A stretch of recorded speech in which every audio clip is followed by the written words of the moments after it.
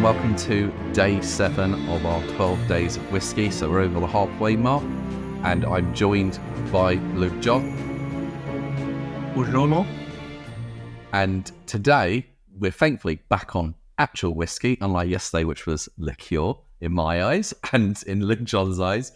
But today we are looking at Whyte MacKay, and this is what's listed as their triple matured whiskey.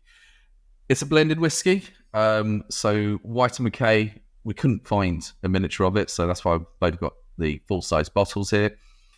The business was originally founded in 1844, and they were a bonded warehouse, so that meant they were holding spirits. They then produced their own whiskey, which was Whyte MacKay Special, which is still produced today. But this is, as I say, the one that's in number 6 place on our list. The Whyte MacKay brand owns other distilleries underneath it. So they own Dalmore and also Jura, which I believe go into the makeup of this whiskey. And like every other spirits business, they've been bought and sold so many times. They're owned by someone called Alliance Global Corporation now. And yeah, they own all the Whyte MacKay brands underneath it, so Jura and Dalmore. The bottle for this, 70 cents a litre, you can get it for sub £20, so 16 to 20 quid you can find this for. So it probably is one of the cheapest on our lists. It is probably right at the bottom on the price point for that. Have you had this before, Luke?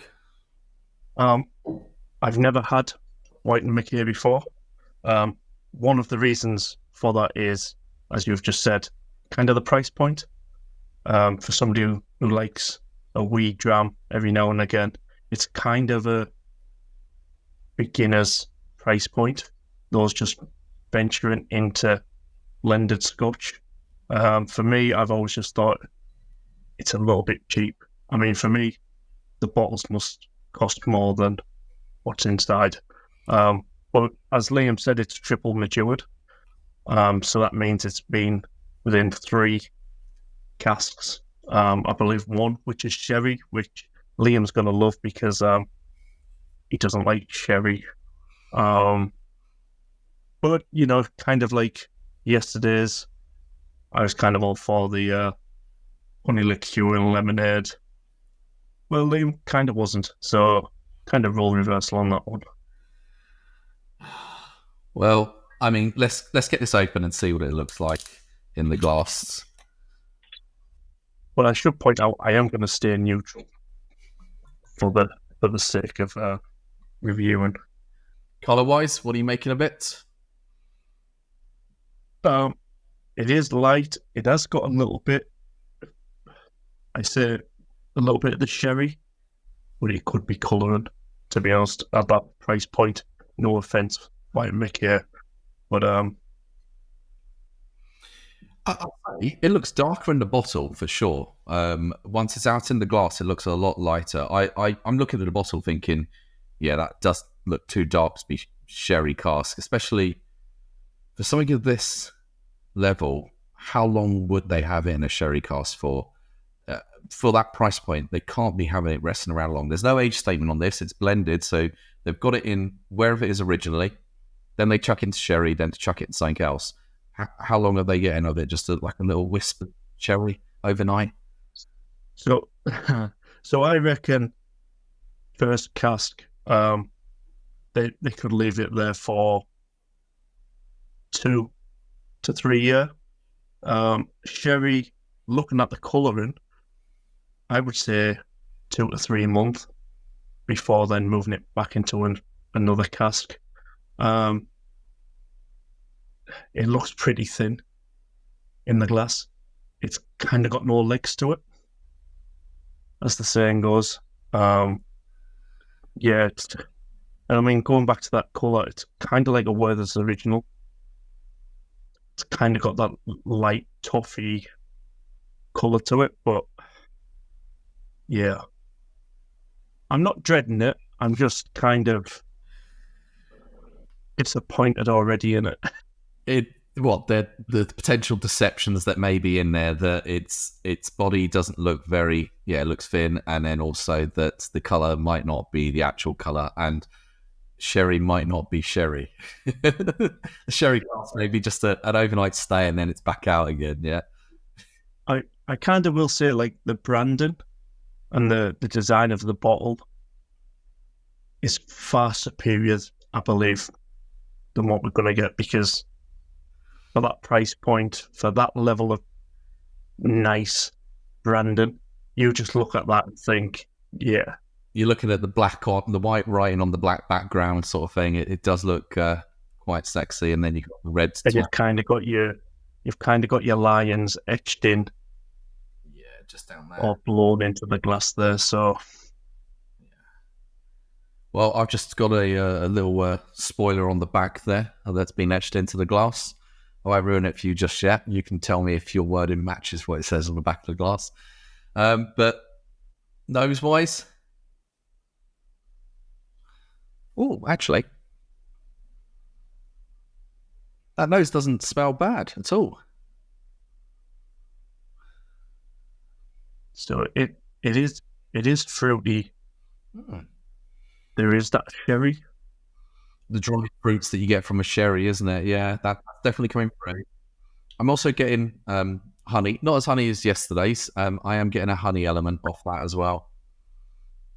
To be honest, if any whiskey is as honey as yesterday, then there's an issue. If not whiskey, yeah, that's the it. Well, I'm kind of getting like a vanilla, and kind of like it's a bit grainy. Well, you scared me there with that term, because I'm hoping it doesn't come through grainy on the actual. No, it won't be. It'll be nice and smooth. Right, I think it's time to go in for a taste. Let's just chill up and get this in, and see if it's worth the price point. Cheers.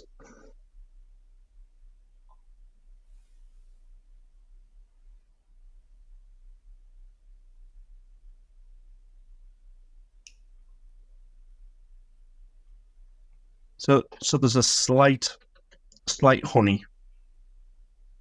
There is a bit of oakiness to it.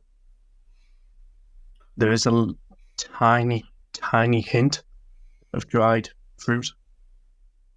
But the main kind of taste I'm getting is kind of like an acetone. Yeah, so the wood is so low that there's barely any wood, I would say, hit off that for me. Getting like a not as sweet maple syrup sort of flavour coming through. There's quite a bit of heat straight away that dissipates just in the mouth. Right, they said by the glands at the front, and then it just goes straight away. There's no burn on the back or the end. It's gone from sweet to slightly bitter in my mouth now. Yeah, there's a bitterness and a sourness to the finish. Sorry, I feel it comes across a bit harsh to me overall. It's gone from that sweetness to bitterness, but it's not been an enjoyable ride across. I'm gonna go again.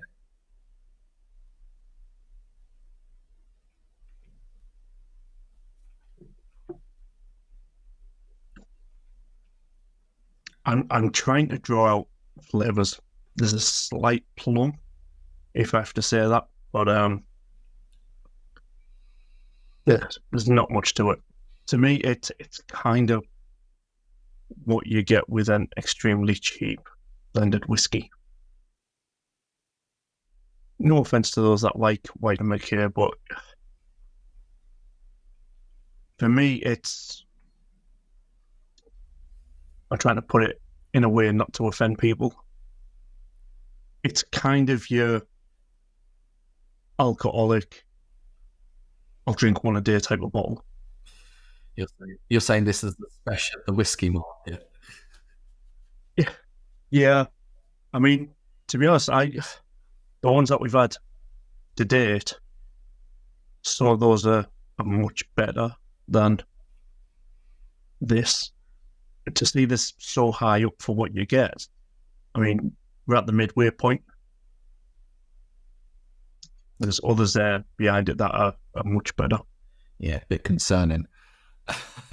I agree. I just I can't see the appeal of it. The appeal, I mean, beyond the price point. I think the price point is the appeal of it, but there are similar whiskies that I feel price point wise almost match this. Not much difference between it, and the product is vastly superior. I'm really not sure about this whole triple matured and how much maturation it's had in those second and third barrels. But on the back as well, I don't feel it's this, but it does have etched in saying smooth taste. I didn't quite feel it was smooth. I just feel, yeah, there was the off. I said before, like acetone. There was a slight off alcohol note for me. It wasn't enjoyable. You had the heat straight away. That dissipates. It leaves that sort of maple syrup sweetness there. But then that's lying on your tongue and the size of your mouth, and then it changes to a bitterness. So you lose your sweetness and it changes to a bitterness. And that's sort of fine. You don't have that sort of honey residue sort of still left on you there, maple syrup honey. But yeah, it wasn't an overall enjoyable drink for me, neat. I mean, for me personally, it's kind of what you would expect TCP to taste like. TCP smells better. But yeah, TCP smells better. It's kind of, yeah, there would be better just to do single barrel. I don't think that triple maturation has done anything for it. In fact, it's probably took away from it. So that's kind of my 2-bit for Whyte MacKay.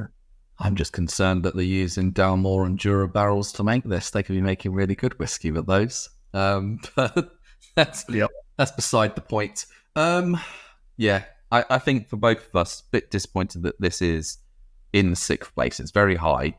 It's not in the top 5, thankfully. We'll go into those over the next few days. But yeah, I just not for me. Not to say it's not to everyone's taste, but on its own, not for me. And I have to say, I don't feel it's deserving of top 12 at the moment.